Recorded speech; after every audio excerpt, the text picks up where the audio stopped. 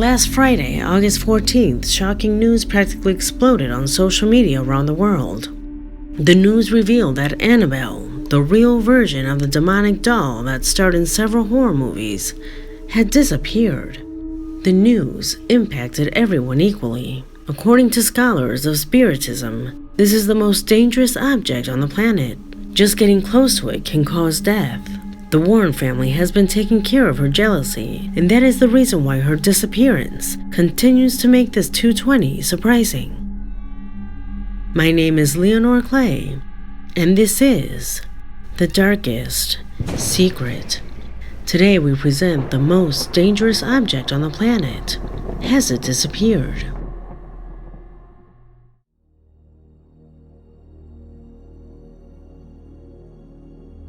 This is the actual look of the doll that caused so many nightmares after her appearance in the cinema. Her appearance was modified to, of course, give more terror in the film. But don't be fooled by that. The things that happened around this doll, both before and after her confinement, surpasses coincidences. Since the 70s that Annabelle rests in the Warren Occult Museum, her history, before remaining locked under these 4 glass walls, was full of blood and mystery. However, her confinement was not an impediment for many strange incidents to happen to visitors who dared approach her. Many years ago, a visitor gently tapped the glass in front of which the doll rests, doing so despite the strong warnings that indicated for no reason they should disturb the doll, since according to the Warrens, it is not a toy.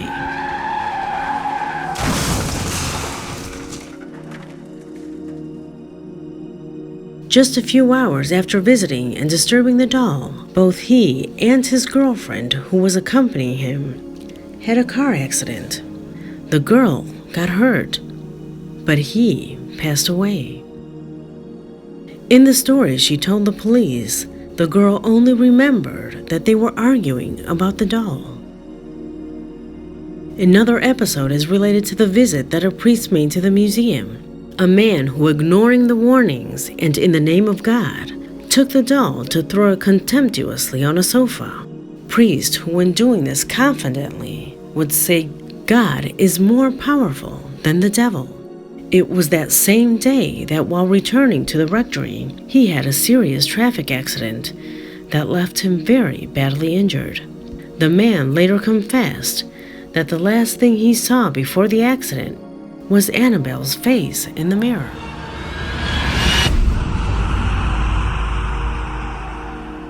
Both cases are real. Faced with these incidents, I invite you to think a bit. If they occurred, with the doll locked up and intervened inside a blessed glass box, can you imagine what it did while it was free? You can see the Conjuring and Annabelle movies are more than just horror stories invented to scare. The events that happened in real life with Annabelle were a serious thing during the 70s. Many do not know the original story. Therefore, here I give you only 2 examples that go back to its origins, and when this thing was loose. Donna, a nursing student, was its original owner. Annabelle was a gift from her mother when the girl entered a nursing career. Her mother had bought it from an antique store. Donna started a nursing career and lived in a small apartment with her roommate Angie. Over the days, they immediately noticed strange things happening around her. The doll seemed to move around the apartment. She was always in places where they hadn't left her. She even managed to get into locked rooms. Later, the messages began. From one day to the next, when they arrived at the apartment, they found extremely disturbing written messages. Help us. Help Blue. The notes seemed to have been written by a small child. When events worsened, they went to a medium who told them that in that apartment, a girl named Annabelle Higgins had mysteriously lost her life. However, the worst thing happened when one day Lou, another of her friends and roommate, saw that her shirt was stained with blood. When she opened it, to her astonishment, she discovered that she had 7 different claw marks on her chest. wounds that were made with only her and Annabelle present.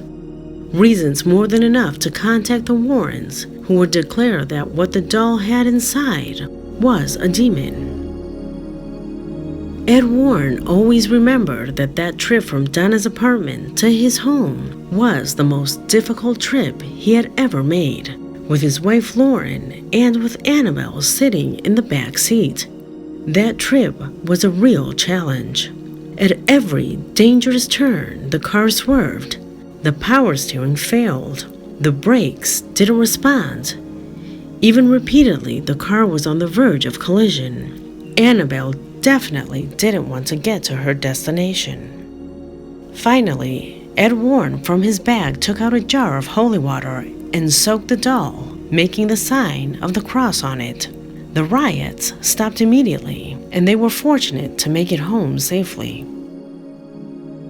The doll went through several sessions where priests, members of Spiritism, among others, tried to control what they claimed lived inside. This is how the doll ended up in this crystal box, since even though what inhabited inside seemed to reduce its intensity, however, it still caused misfortunes to whoever touched it. Always when moving her from one place to another, a full bodysuit plus gloves was necessary. That was the way they guarded her. She spent several years behind this crystal. However, the Warrens once declared that they were thinking of removing it from exhibition, since it was repeated a lot that visitors were affected by just looking at it. If you search on the internet, you will find several blogs and experiences of people who visited the Museum of Occultism, giving details of nightmares while the doll appeared, headaches and dizziness with just stepping into the place. The strange thing is that the nightmares that many people described have a certain similarity.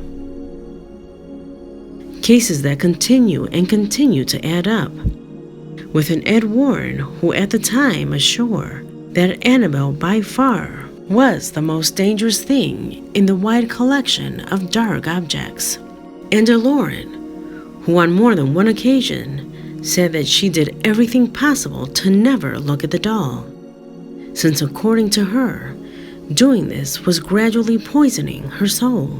Can you imagine how difficult it was for her practically living with something like that? In the past, many people presented themselves to the Warrens with large sums of money in exchange for the doll. Even a man once offered them $1 million in exchange for it, but the Warrens refused. Note that this offer came long before the success of its films. I'm talking to you about when the Warrens made almost nothing for all this. However, they always denied any negotiation that would involve them freeing Annabelle. According in their own words, with this background, with good reason, the internet shuddered at the news that Annabelle had escaped from the Warren Museum. And with it being so evil and therefore guarded, how could it simply disappear? Clearly, the speculation did not wait. Carelessness of its caregivers, the theft of a collector, the rescue by some group linked to dark rituals, publicity for an upcoming movie. Theories began to multiply on different social platforms. However, Tony Spera, husband of Warren's daughter and now in charge of the museum, uploaded a video clarifying everything.